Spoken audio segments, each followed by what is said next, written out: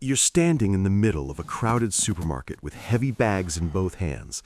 Someone offers to help carry them to your car. You smile, shake your head, and say, "Thanks, I've got it." Your fingers are going numb, your shoulders are burning, but you keep dragging everything yourself. Why? You think it's strength of character. Your brain thinks it's survival. Today, we're breaking down why your nervous system considers asking for help more dangerous than collapsing under the weight of these damn bags. You're not proud. You're not independent. You're scared. Deep inside, at a level you can't consciously control, your brain recorded a formula. People are unpredictable. I'm the only constant. And every time you refuse help, you're confirming this contract. A contract you didn't sign. That child did. The one who once got hurt from asking. And here's what nobody tells you. There's a price you're paying, and most people don't even know they're paying it. Let's start with biology, because your body is smarter than you think. When a normal person asks for help, their brain releases oxytocin, the bonding hormone, the trust hormone. It lowers cortisol levels, relaxes muscles, tells the body, everything's okay, you're in the pack, they won't abandon you. For you, everything works backwards. When you even think about asking for help, your amygdala, the ancient fear center deep in your brain, sounds the alarm. Cortisol spike, racing heart, tightness in your chest. Your body reacts to an offer of help the same way it would to meeting a bear in the forest. This isn't a metaphor. This is a literal physiological threat response. Your nervous system doesn't see an ally in the person reaching out their hand. It sees a potential source of pain, chaos, disappointment.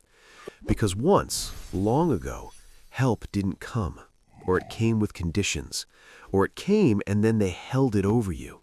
And your brain did what it does best. It protected you the only way that worked. It made you self-sufficient. But here's where the real problem begins. That protection that saved you then is choking you now, and you don't even notice it's happening. Where did this start? Usually from a home where you learned to cope on your own too early. Maybe your parents didn't have the resources, emotional or financial. Maybe they were too busy surviving themselves. Maybe they thought this was how you build strength. Doesn't matter. The result is the same. You learned that your needs are an inconvenience. And you made a contract with yourself. A quiet, invisible contract. If I don't ask for anything, they can't reject me. You became the convenient child. Quiet, functional. You learned to tie your shoes, solve problems, handle pain alone. They praised you for it. So independent, they said. You heard pride in their voices, and you recorded, "They love me when I don't need anything." Now you're 30, or 40, or 25. You're an adult. You're safe. But you keep paying the bills on that old contract, with your health, with your exhaustion, with your loneliness. And here's what nobody understands about this loneliness. It doesn't come from lack of people. It comes from being unable to let them get close. Here's an honest question. Last time you were sick, did you rest peacefully? Or did you feel guilty for just existing, not being useful to anyone? If it's the second one, your brain is confusing love with usefulness. You think people only value you while you're functioning, that if you stop, if you show weakness, they'll throw you out like a broken tool. Now let's talk about the lie you tell yourself every day. It's easier to do it myself than explain. Sounds rational, right? Sounds efficient. But it's not efficiency. It's anxiety dressed up as productivity. Reality? You're afraid of the moment of giving up control. Afraid someone else will do it wrong. Not perfectly, not to your standards. And then what? Then it turns out you're depending on someone who might let you down.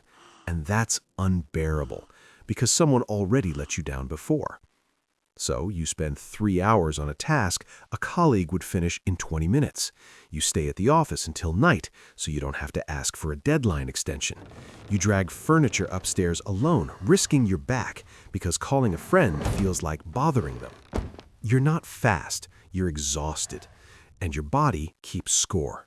Shoulders that are always tense, like you're carrying an invisible weight, because you are. Tension headaches, stomach problems. Your digestive system is constantly in fight or flight mode because your brain thinks you're in constant danger. Chronic fatigue that doesn't go away even after vacation because you don't let yourself truly rest. Rest requires trusting that the world won't fall apart while you sleep. Your body is screaming for help. Your mouth stays silent.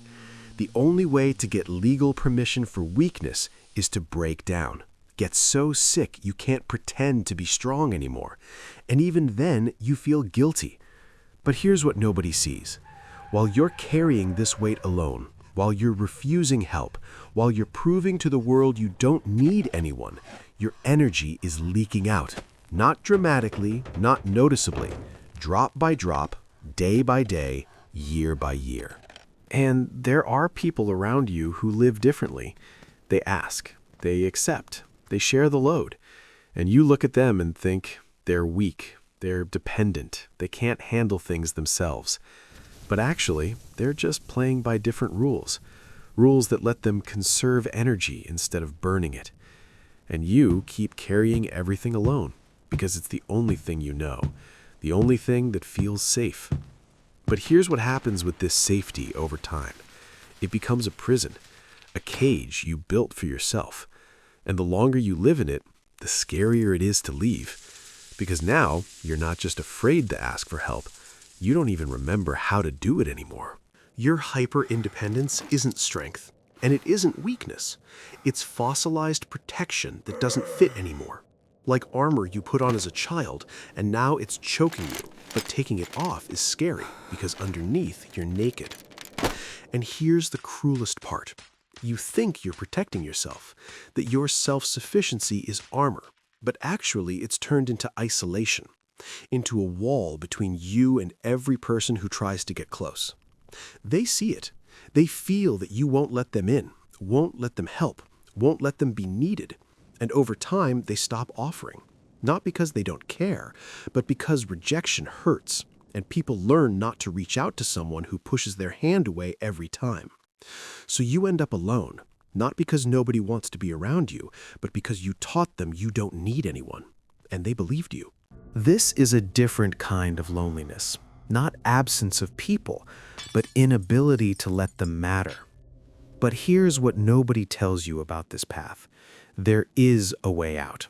Not quick, not easy, but it exists. You don't need to jump into deep water right away. You don't need to call a friend and ask to borrow money. You don't need to open your soul to a stranger. Your brain needs proof that asking is safe, and you'll give it that proof in small doses. The micro-request technique. Start with something that costs nothing. Ask a stranger in a cafe to hold the door. Ask a colleague to pass the stapler. Ask someone in line what time it is, even if you have a watch. These aren't real requests for help. This is exercise for your amygdala.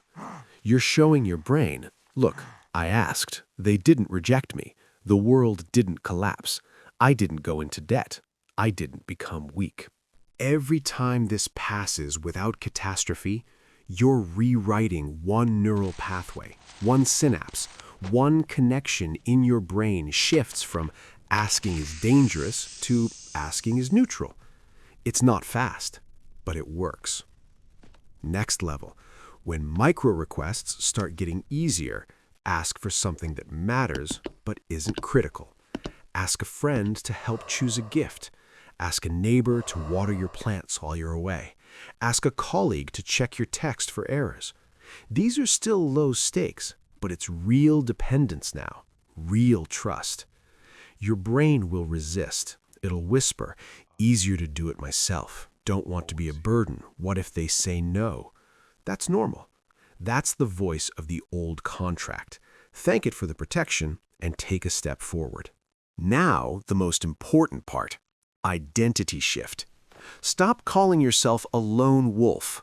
That's not a compliment. That's romanticizing trauma. Lone wolves in nature don't live long. Wolves survive in packs. You're not a lone wolf. You're a manager of your resources. And a good manager doesn't carry bricks himself. A good manager knows who to delegate the task to, so the result is better and energy is conserved. Delegation isn't weakness. It's the highest form of managing reality. And here's what's strange. When you let people help you, you don't become a burden. You give them a chance to feel needed. This is called the Benjamin Franklin effect. People start loving those they've helped, because help is an investment. When they put time, attention, effort into you, they subconsciously start valuing you more. You're not burdening them, you're including them in your pack. Being strong doesn't mean never falling. It means knowing who you can lean on to get up faster. Your independence saved you once. Thank it for that. It was a bridge across a raging river. But you're already on the other side. And now that bridge has turned into a wall between you and the rest of the world. And here's what happens at the end of this path. While others stay in the same place, still carrying everything alone, still refusing help, you actually move. You build something real, not in isolation, but in connection. Your victories are small, quiet, but they're yours, and they're real. And the dopamine you get from them lands differently, stays longer, builds instead of fading. This doesn't make you better, it makes you different. They get energy from the crowd, you get energy from standing apart. Both strategies worked in evolution. The tribe needed dancers around the fire, and the guard watching the darkness. You're not meant to carry everything forever. You're meant to learn that sharing the weight doesn't make you weak. It makes you human. And in a world that told you asking for help is weakness, that needing others is failure, that independence is the highest virtue, your willingness to finally reach out isn't surrender. It's the bravest thing you'll ever do. Don't force yourself to become someone who needs help constantly. That's not the goal. The goal is to let yourself need help sometimes, to accept that the people who offer aren't threats, they're bridges. While you were protecting yourself from everyone, you were also protecting yourself from the possibility of real connection. And when you finally lower that wall, even just a crack, even just for one small request, you won't lose yourself. You'll find something you forgot was possible.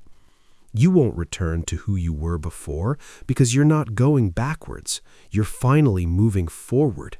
That's not weakness. That's freedom. Guard yourself, but don't guard so hard you forget what you're guarding yourself for.